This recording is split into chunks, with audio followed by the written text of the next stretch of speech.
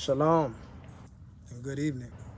I want to share something that I wrote. Couldn't really contain it in my mind to be able to regurgitate it or share it with others. So I wrote it down. So it's kind of like in a speech format, and I hope that it would help people to understand some of the things that are taking place today and kind of how to mentally go about it, so that you not get caught up in the crowd, or should I say the mindset of the crowd. Okay, the title of this is called Vigilantes, Race Soldiers, PSYOPS, and Stereotypes. I'm gonna begin. In the present times we are living in, there are many questions being asked throughout the masses in regards to personal safety. I want to address several terms that are being frequented throughout the communications and conversations of various nations or groups of people in the overall nation of the United States. The first term I want to address is the word vigilante, because this particular term is one that is often misinterpreted and is considered to be very taboo. However, the term vigilante and its interpretation is often determined by what position an individual takes concerning an event or conflict. This could bring someone to the understanding of how there is a very fine line between someone being considered vigilante or good Samaritan, hero or villain. Okay, so by definition, vigilante is someone who is a member of a self-appointed group of citizens who undertakes law enforcement in their community without legal authority, typically because legal agencies are thought to be inadequate. There are a variety of situations throughout throughout American history where citizens determined that legal agencies were inadequate and could not or would not protect their community. I want to share some that I have found admirable upon learning about these organizations and the situations that help fuel their existence.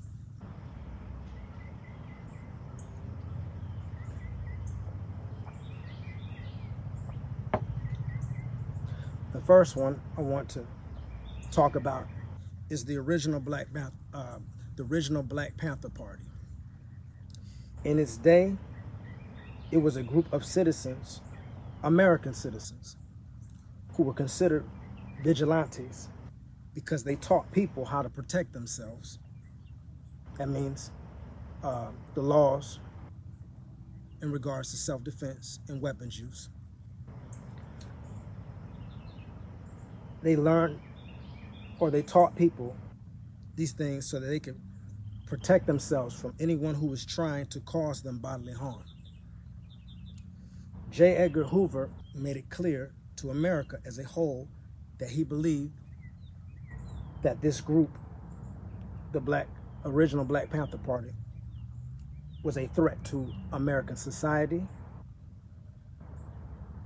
American security, and totally dismissed the conditions that enabled such a group to exist. This group was eventually infiltrated by government agencies, and people who were considered leaders and heroes lost their lives and were locked up behind these infiltrations. Many people did not know there was a White Panther Party organization that stood in solidarity with the Black Panther Party organization. The second group I want to address was a group called the Deacons for Defense and Justice. This was another group formed by U.S. citizens because they saw that local legal agencies were inadequate and could not and would not protect them from the atrocities taking place against the Black community during those times, because too often law enforcement were a part of the assaults taking place and against those who were fighting for liberty and equality. J. Edgar Hoover also saw this group as a threat to American security and society without regards to the conditions that allowed it to exist. The third group I want to talk about is called the Fruit of Islam. This was another group of U.S. citizens that were formed to protect their community, not only from violent outsiders, but also from those who wanted to flood their communities with illegal narcotics. They were organized, but too many outsiders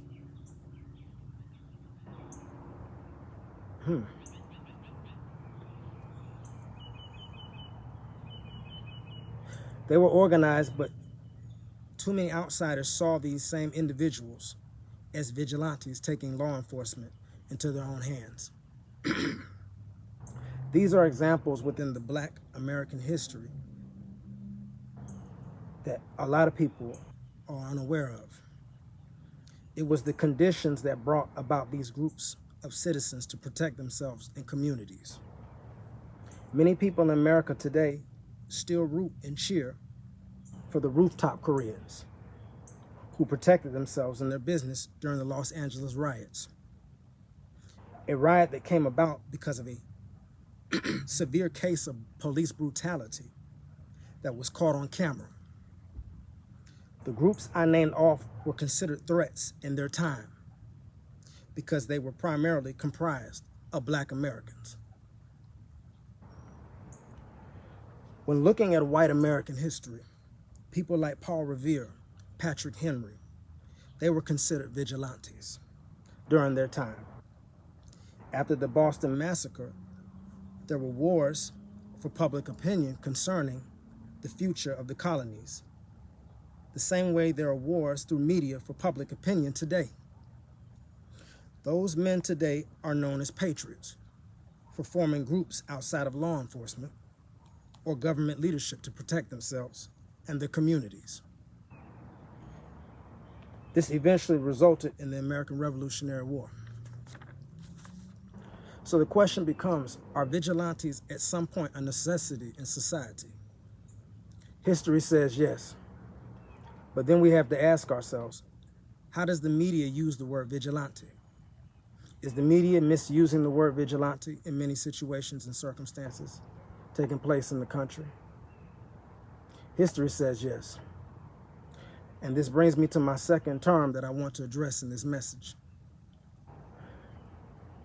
The second term I want to address in this message is race soldiers. And that is because all too often the media is taking tragic events and using the term vigilante or even the term domestic terrorist to describe people who are committing heinous crimes against groups of people. Instead of using the term race soldier, they use these terms. This is very dangerous in America because that term domestic terrorist is so broad that many people could fall under that criteria. Especially if people in this country begin to resist certain laws. They feel completely violate their rights to live, have say over their bodies, and protect themselves. Furthermore, the term race soldier is being defined as a member of law enforcement who, instead of fulfilling their duty to serve and protect the safety of all citizens,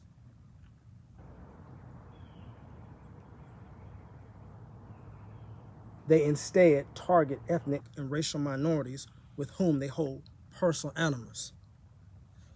Now, I personally believe this term is not something only referring to corrupted law enforcement who have an agenda or vendetta against certain groups of people. But I believe this term also highlights anybody who holds authority and power, while at the same time using that authority and power to target those who are not like themselves.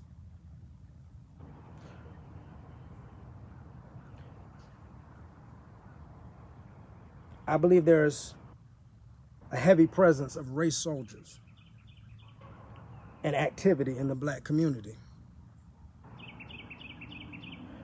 This is something that has been for a long time. And I'm talking before the so-called gangster culture that has been fueled by the satanic music industry. And those who have never had anything in their life because of poverty, who make the decision to accept money or loans to spew death, chaos, and corruption on beats so that they can get paid and be famous. Some people would say we're only saying what we see. But the Bible says that death and life are in the power of the tongue. So whatever we speak on beats it's going to determine what kind of frequency we're ushering in. And it's also going to determine what kind of spirits we are conjuring up. You know, when people meet together, body believers meet together and they begin to worship together. Authentic body believers, the Spirit of God joins them or comes up out of them together, and the presence is there. But the same when a group of people meet together and begin to blast music that is conjuring up spirits of murder and chaos. These things come in and they do what they do, which is add to body counts. So, I do believe there are race soldiers in every institution of this country. The media only uses certain events to promote their own agenda as well, to get views.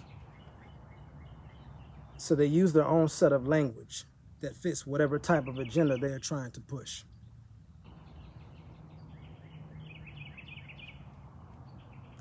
And I'm going to say this, not every white authority figure is a race soldier. Okay? That's not the case at all. I honestly believe there are people who are part of protected groups. They're allowed to do certain things with immunity to further perpetuate the agenda that is scheduled for the United States in the future. So, this brings me to my next topic. The third term I want to address is PSYOPS. And I want to address this because in 2016, I saw something on social media, a conflict and an event. And I also saw how people were reacting to it. A lot of people begin to react. It's what people do on some social media. That's how it's set up, for people to react to things. And when I saw this, I immediately began to pray in the Spirit. After that, I was led to start looking into the word PSYOPS. And I was also reminded of a time when I was in Iraq that I was asked to, if I wanted to go on a mission one time where we'd be flying in helicopters and dropping leaflets over certain locations. And on these leaflets was propaganda to set people into a certain ideological mindset that was pro-US. And whatever the agenda they were trying to put into those people's minds, so they would already be willing to go ahead with it or accepting of it. Okay, so on that note,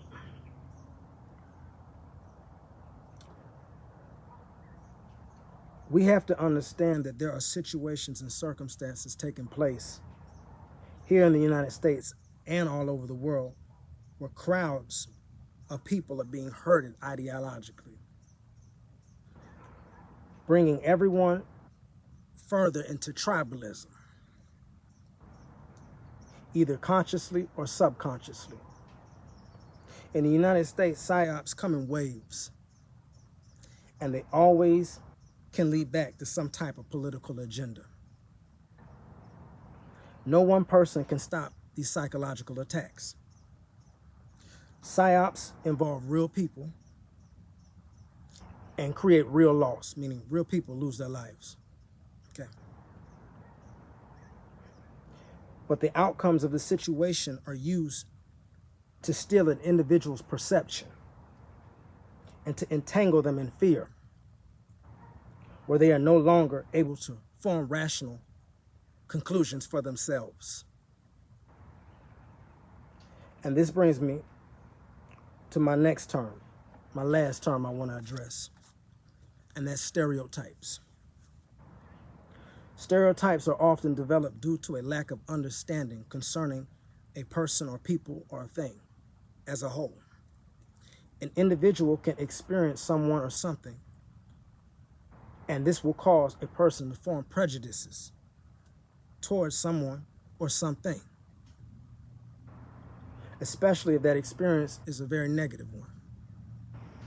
With our society being heavily media-driven, it is important to know and fully understand there's always a psychological war taking place for your mind. The ultimate goal is to bring people into full-out destabilization in the midst of crisis. Full-out destabilization in the midst of crisis. Now, currently we are still in a crisis, and it is causing a lot of division because everybody has a different opinion about it. But if you believe that this is the last crisis, or that it's going to get better or clear up, you are deceived. And you need to understand that there will be events that take place during these crises to further push people away from each other. So what you were seeing and hearing on the news, a lot of that is very real. But the way it's being spinned off and the way it's being used to, like I said, bring that tribalism into effect, where now people are fearing for their personal safety. So they begin to move into their groups. We have to understand that we are being set up. We are being set up for a great fall. Because when things get destabilized enough in the midst of a crisis, what do you think will take place? I can tell you, the powers that be will use whatever force or methods necessary to so-called bring restoration to order and law. So, think about this when you're looking at that person that does not look like you, or maybe they don't sound like you, or maybe you are looking at that person based upon something you've seen or heard about people that are similar to that person in any way, shape, form, or circumstance. Consider, are you using prejudice and bias against that person? The United States is made up of many nations. In the book of Matthew chapter 24, it says, nation shall come against nation and kingdom against kingdom. Let me tell you, because we are comprised of so many different nations, it is easy to force people into tribalism. It is not hard. But the Bible doesn't just talk about nation against nation, which will cause a divide. It talks about kingdom against kingdom. There are things happening internationally. Kingdom against kingdom. The United States is a kingdom. Things happening internationally that are going to greatly impact the nation as a whole, already are. And the more chopped up and divided people are, the easier it will be for the nation to fall. whether that's into the hands of those who feel they need to restore order and law, or into the hands of other nations. Okay? So, remember these things as you go about your day, as you cruise social media and the internet, or go around people in real life. Remember these things. Look into things. Don't be so quick to react. Look deeply into these things so that you may be able to discern what is good and what is evil. Shalom.